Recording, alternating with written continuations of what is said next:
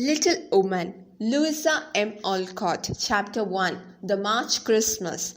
Christmas won't be Christmas without presents, grumbled Joe. It was Christmas time, but you would not have thought it seeing the Mars sisters. They were at home, feeling very unhappy because it just didn't feel like Christmas.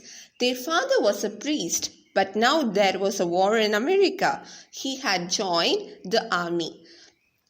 He had felt that this way he could at least help to bring some peace to the young men risking their lives for their beliefs. But for the four girls and their mother, this meant that he was not home for Christmas. Besides, their mother said that they should not spend money on pleasures because everyone was having hard time in the country. The sisters were Big, Joe, Beth, Amy. Meg was the oldest and Amy was the youngest, and the others fit in between. They each had dollars to spend from mother and were now dreaming of what they could get for themselves. Meg longed for pretty things. Joe wanted a book for herself, for she was a bookworm. And Beth wanted to buy some sheets of music for a battered piano that would not play for anyone but her.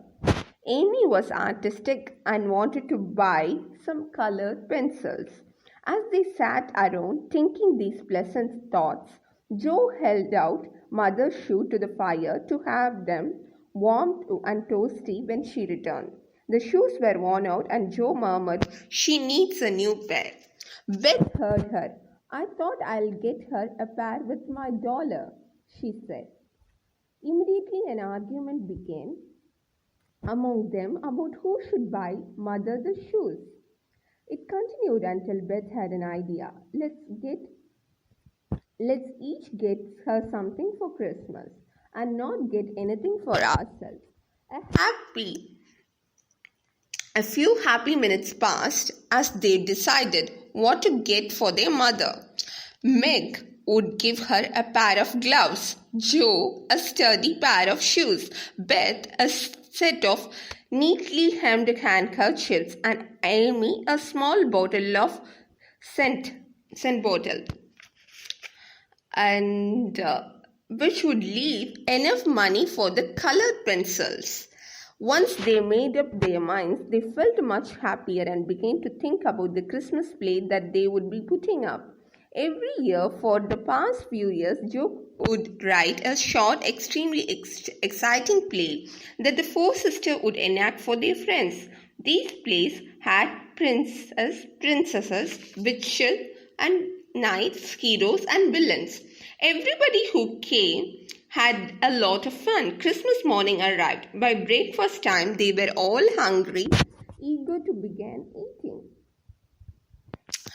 But Mother came in just then and told them of a family that stayed nearby that had nothing to eat and no warm clothes. Hearing this, the girls were silent for a minute, and they heroically offered to take them their own breakfast. This meant that they would only have bread and milk for breakfast, but Mother promised to make it up to them for dinner.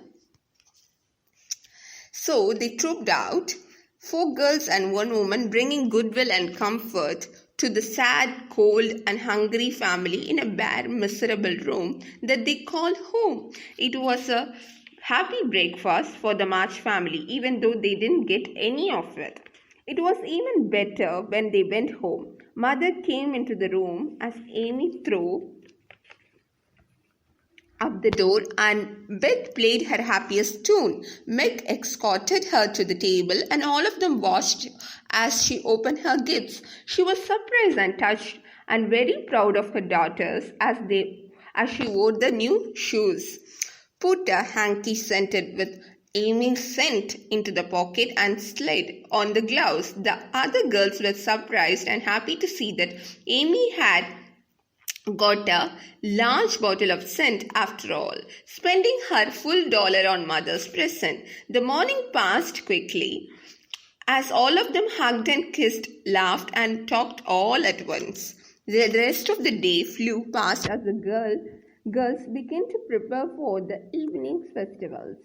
A makeshift stage was set up. Last-minute adjustments were made to the costumes as the girls rushed about, ready to entertain and be entertained. A dozen girls arrived and sat on the floor, folding bed, waiting excitedly. Soon the play began. Joe and Meth had to play several parts in the drama. It was the story of the love between two people and their struggles to overcome the hateful villain Hugo, an evil witch Hagar, and Zara's proud father Don. Before they could be united, everything went off well till Zara, whose role was played by Amy, forgot about her long dress as she jumped down from the cardboard tower and everything came crashing down around them. But Meg and Joe were quick to deal even with the unexpected disaster, and the play continued. The audience was delighted with the play and clapped loudly, bouncing on the bed so hard in their merriment that it finally collapsed.